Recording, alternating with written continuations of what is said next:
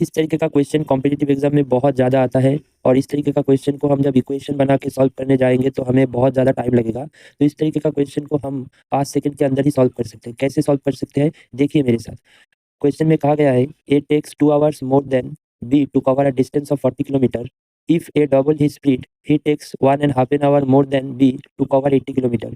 To cover a distance of 90 kilometre how much time will B take travelling at his same speed.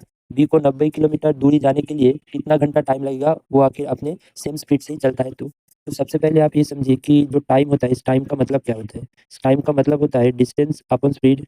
Time का मतलब होता है distance upon speed. मतलब मैं कहूँगा ये आप देखिए ऑप्शन जो दिया गया है ना, वो ऑप्शन फ्रैक्शन में है और फ्रैक्शन में जो न्यूमरेटर होगा, वो न्यूमरेटर ऑब्वियसली क्या होगा, डिस्टेंस का ही मल्टीपल होगा। मतलब 90 जो भी होगा उत्तर, वो ऊपर में 90 आएगा और नीचे स्पीड होगा। नीचे क्या होगा ये तो हमें नहीं पता।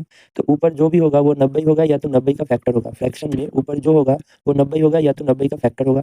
तो आखिर हम लोग ऑप्शन ए को चेक करेंगे। ऑप्शन ए को आप लोग चेक करेंगे तो ऑप्शन ए में जो न्यूमरेटर होगा, जो ऊपर आता है एक फ्रैक्शन में, वो क्या है 3 और एक 4। तो ऊपर 4 हो रहा है तो 4 9 का फैक्टर तो नहीं है, मतलब 90 का फैक्टर तो नहीं है, तो ये नहीं हो सकता है।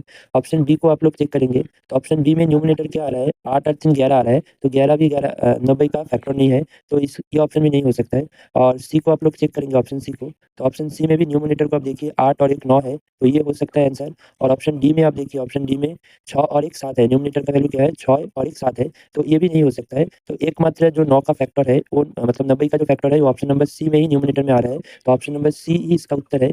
तो सीजीएल टियर 2 में आया हुआ एक बड़ा क्वेश्चन का सॉल्यूशन हमने 5 सेकंड के अंदर में कर दिया है। ये सॉल्यूशन आप सभी समझ पाए हैं, तो ये दूसरा सॉल्यूशन आप सभी लोगों के लिए है। ये कमेंट्स में ज़रूर इसका सॉल्यूशन करके बताइए और इसका उत्तर ज़रूर दें। लेकिन आप सभी को पता होना चाहिए कि आपको ऐसी शॉर्ट ट्रिक्स समझने के लिए सबसे पहले आपको ज़रूरत है आपका बेसिक क्लियर होना। तो आप लोग चाहते हैं कि मैं इस तरीके से शॉर्ट्स वीडियो लेके आऊँ जिससे आपका तो हेल्प हुई, और उसके साथ-साथ आप लोग चाहते हैं कि आप लोग का बेसिक भी क्लियर हो, इसलिए मैं यूट्यूब में पूरा फ्री कोर्स लेके आऊँ मैथ का। तो ज़रूर कमेंट्स करिए। सभी से थैंक्स।